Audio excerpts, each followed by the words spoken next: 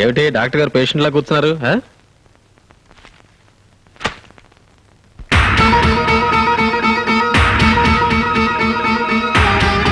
నా పేరు వసంత. ప్రస్తుతం డాక్టర్ వేణుగోపాల్ గారి భార్యని. 15/7/94న మేమిద్దరం కోర్టు ద్వారా విడాకులు తీసుకోబోతున్నాం. మరుసటి రోజు నేను ఇంకో పెళ్లి చేసుకోవాలనుకుంటున్నాను. అందుకు నాకు వరుడు కావాలి. 5 అడుగుల 6 అంగుళాల ఎత్తు, 25 సంవత్సరాల వయస్సు, కులమతాల పట్టింపు లేదు. నాకు 30 లక్షల ఆస్తి ఉన్నందున మీ సంపాదన ముఖ్యం కాదు. చదువు కన్నా సంస్కారం ముఖ్యం. అందం కన్నా భార్యను అర్థం చేసుకోవడం ముఖ్యం. అర్హతున్న మగాళ్ళకి ఇదే నా విజ్ఞప్తి.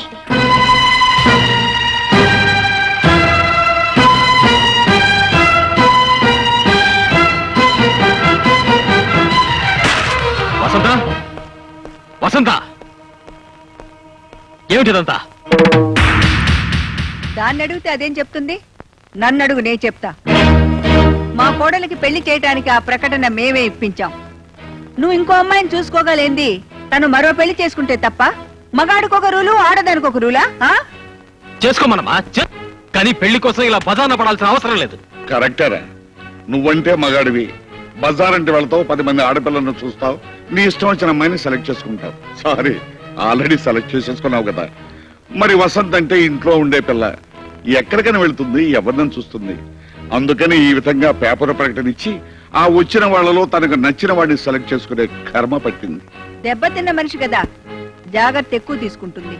ఏ జాగ్రత్త తీసుకోవచ్చు, ఎవరినైనా ఎన్నుకోవచ్చు. కానీ ఈ హడావిడంతా ఇంకా విడాకులు రాకుండానే నా భార్యగా ఉండగానే చేస్తే ఎలా చెప్పండి?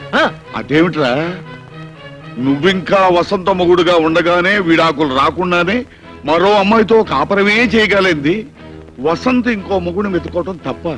నీకో న్యాయం, ఆ అమ్మాయికో న్యాయమా? ఆ వసంత, బజార్కి వెళ్ళి నీ పెళ్లికి కావాల్సిన నగలన్నీ కొనుక్కొద్దాం పదా. అమ్మా, వసంత ఫోటో ఇవాళ్లే పేపర్లో వచ్చింది, ఇప్పుడు బయటికి వెళ్తే ఎలా? ఏరా, వెళ్తే ఏమైంది? 10 మంది ఆడు వెంట పడతారు. వెంట పడనేరా? పెళ్లి కూతురన్న తర్వాత 10 మంది మగాళ్ళు చూడరా? చూస్తారు కాబట్టే పరువు పోతుంది. ఆ పరువు ఎప్పుడో మన ఇంటి నుంచి పారిపోయి దాని పరువు దక్కించుకుందిరా. హలో, వసంత్ గారి ఇల్లే?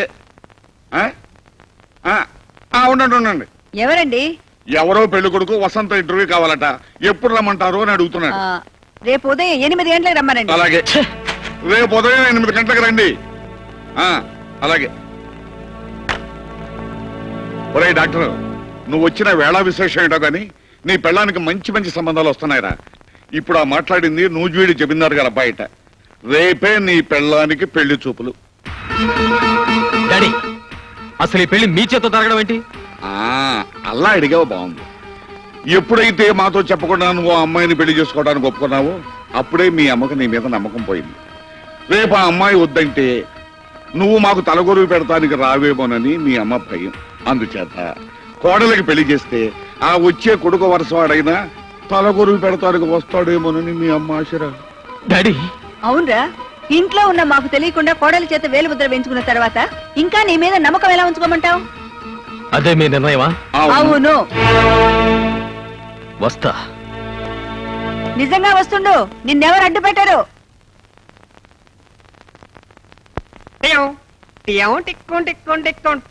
Good morning doctor.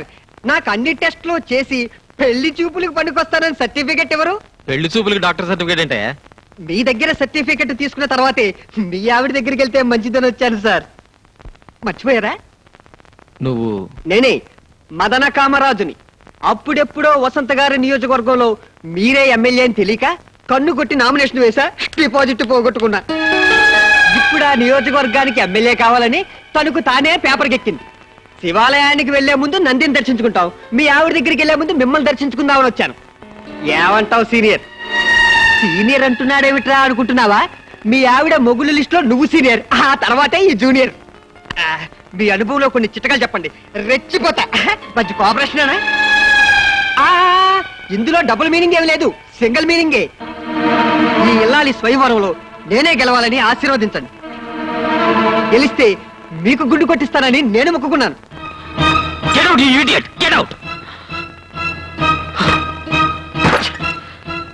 Venu, Venu, relax, relax.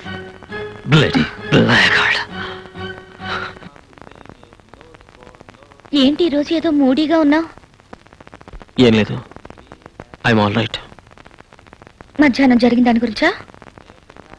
ఈ పేపర్ ప్రకటన ఇచ్చి వసంత నన్ను అడుగడుగున అవమానాలు పాల్చేస్తోంది. Venu, take it easy. రేపు విడాకులు తీసుకున్న తర్వాత తనకు తోడు కావాలి కదా, వెతుక్కుంటే తప్పే ఉంది. Senior senior senior bloody rascal. అటు ఇటు కాని హృదయం కోసం సీనియర్ కొత్త నియోజకవర్గమా? సూపర్ సెలక్షన్ అయ్యా. యూ సుడిగాడివయ్యా. మల్లెపూలు వదిలేసావు, రోజా పూలు పట్టేశావు. వదినా, నీతో నాకు ఎప్పుడు ఏ అవసరం ఉంటుందో ముందుగా చెప్పలేను.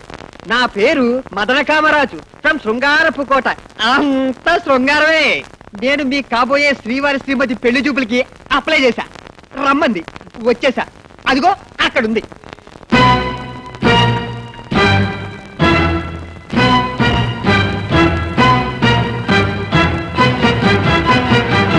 మీరు శ్రీవారి ప్రియురాలుగా కాస్త రికమెండ్ చేయరు?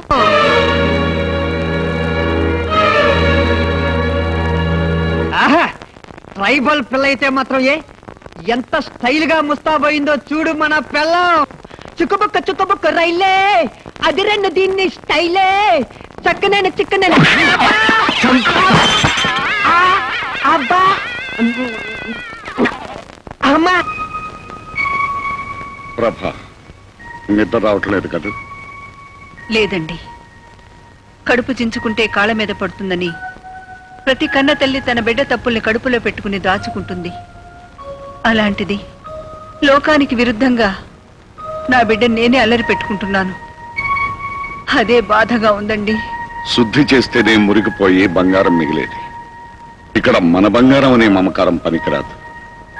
నాకు ధైర్యం చెప్పే మనిషివి నువ్వేలా నీరు కారిపోవటం నాకేం నచ్చలేదు. మనం చేసే పని వల్ల వాడు 10 మందిలో తలెత్తుకోలేక వెలవెల్లాడిపోతున్నాడండి. ఇందాక వాడిని చూస్తే నా మనసు నీరు కారిపోయింది.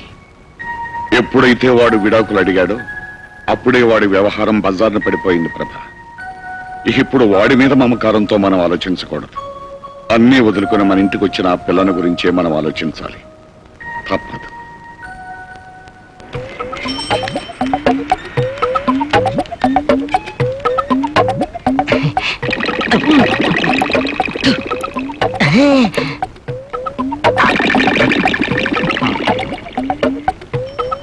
కొంచెం ముట్టించు. ముక్కలు తాగేవాడికి ముట్టించేవాడు ఒకడా? నువ్వా?